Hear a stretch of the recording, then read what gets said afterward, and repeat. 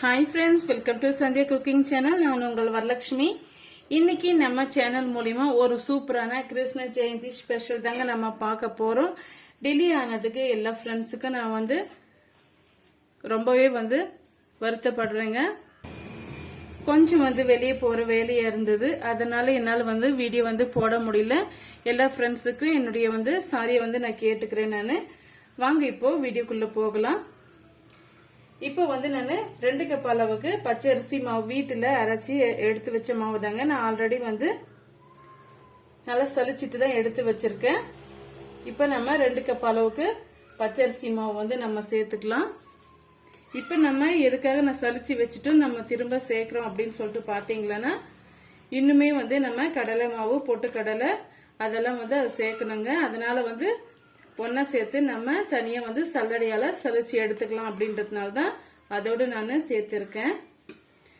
இப்போ வந்து 2 கப் அளவுக்கு நம்ம பச்சரிசி மாவு எடுத்துக்கிட்டோம் இப்போ இது கூடவே பாத்தீங்கன்னா 2 டீஸ்பூன் அளவுக்கு கடலை மாவு எடுத்துக்கிறேங்க அதையும் வந்து இதோட நம்ம சேர்த்துக்கலாம் நான் ஆல்ரெடி வந்து அளந்து நான் எடுத்து வச்சிருக்கேன் 2 டீஸ்பூன் அளவுக்கு கடலை மாவு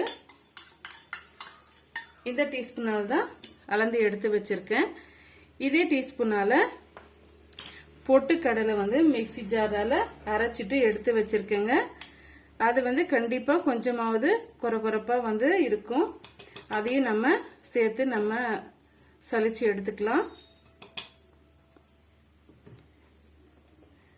பாருங்க இது வந்து பொட்டு கடலை 2 டீஸ்பூன் அளவுக்கு பொட்டு கடலை நம்ம சேர்த்துக்கிறோம் சேர்த்துட்டு சல்லடையால நம்ம சலிச்சு எடுத்துக்கலாம் அப்பதான் வந்து எக்ஸ்ட்ரா தங்கி இருக்கிற அந்த கொரோனை எல்லாம் வந்து நீங்கிட்டு முறுமுறுப்பா வந்து நமக்கு பட்டன் முறுக்கு கிடைக்குங்க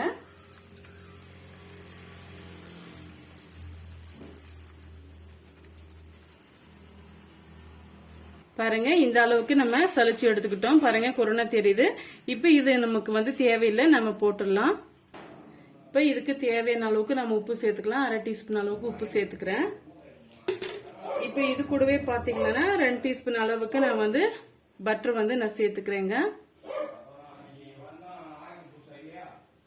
இப்ப இது கூடவே வந்து ஒரு 1/2 டீஸ்பூன் அளவுக்கு சீரகம் எடுத்து கையால இது போல நுணுக்கிட்டு சேர்த்துக்கங்க அப்புறம் நல்லா வாசமா இருக்கும்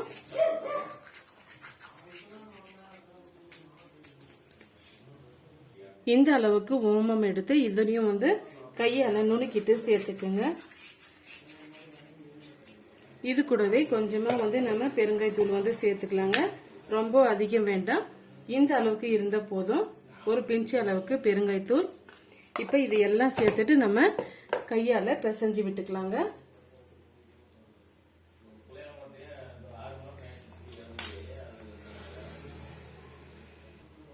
பாருங்க நம்ம அந்த பட்டர் சீரகம் ஓமெல்லாம் நல்லா வந்து மிக்ஸ் பண்ணி விட்டுக்கிட்டோம் இப்ப கொஞ்சம் கொஞ்சமா தண்ணி தெளிச்சு சப்பாத்தி மாவு கன்சிஸ்டன்சிக்கு நம்ம பிசைஞ்சு எடுத்துக்கலாங்க எடுத்த உடனே அதிகமான வந்து தண்ணி சேர்த்துடாதீங்க கொஞ்சம் கொஞ்சமா தண்ணி சேர்த்துக்கலாம்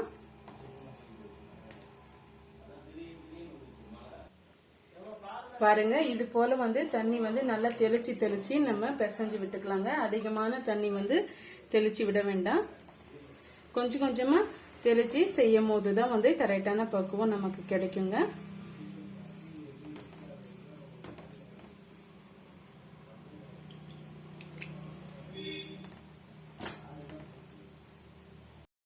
பாருங்க இந்த அளவுக்கு நம்ம மாவு வந்து பிசைஞ்சு எடுத்துக்கணும்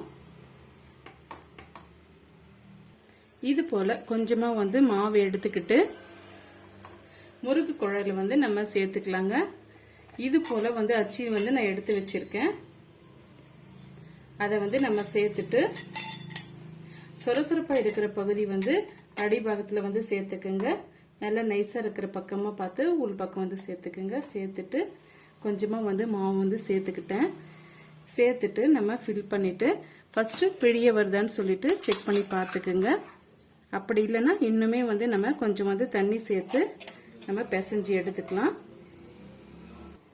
பாருங்க இது போல வந்து பிழியும் போது நல்லா வந்து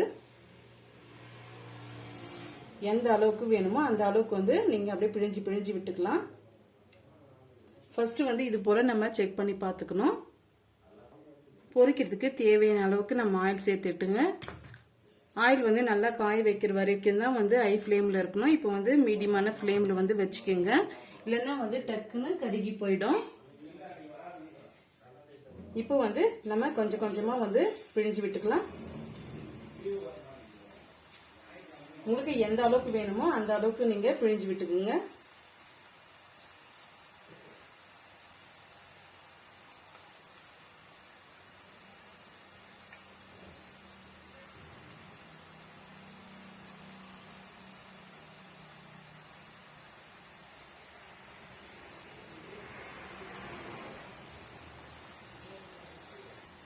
பாருங்க, ஒரு 2 மினிட்ஸ் கழிச்சு நம்ம திருப்பி விட்டுக்கலாம்.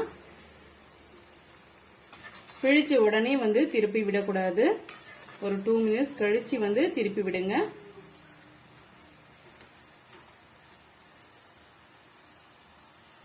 பாருங்க, பபிள்ஸ் எல்லாம் நல்லா அடங்கி வந்துடுச்சு. இப்ப நம்ம எடுத்துடலாம்.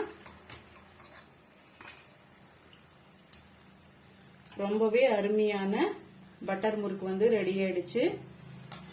நீங்க போடும் போதே சின்ன சின்ன பீஸுகளா கட் பண்ணியும் சேர்த்துக்கலாம். அப்படி இல்லைன்னா அப்படியே விட்டுட்டு கூட அதுக்கு பின்னாடி நம்ம கட் பண்ணி எடுத்துக்கலாங்க.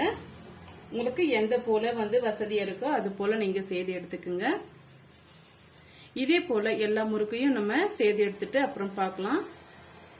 பாருங்க, நம்ம பட்டர் முறுக்கு செய்து எடுத்துக்கிட்டோம். மேல வந்து கருவேப்பிலை டேஸ்ட்டுக்காக நம்ம சேர்த்துருக்கோங்க.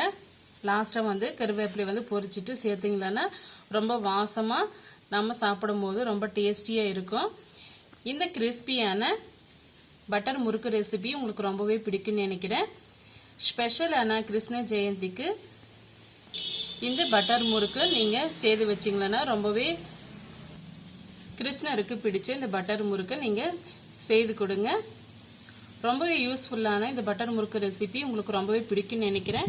பிடிச்சிருந்தா மறக்காம சந்தியா குக்கிங் சேனலுக்கு சப்ஸ்கிரைப் பண்ணுங்க, லைக் பண்ணுங்க, கமெண்ட் பண்ணுங்க, ஃப்ரெண்ட்ஸ் அண்ட் ஃபேமிலியோட ஷேர் பண்ணுங்க. நம்ம சேனலை சப்ஸ்கிரைப் பண்ண மறந்துடாதீங்க. தேங்க்யூ ஃபார் வாட்சிங். Thank you my friends.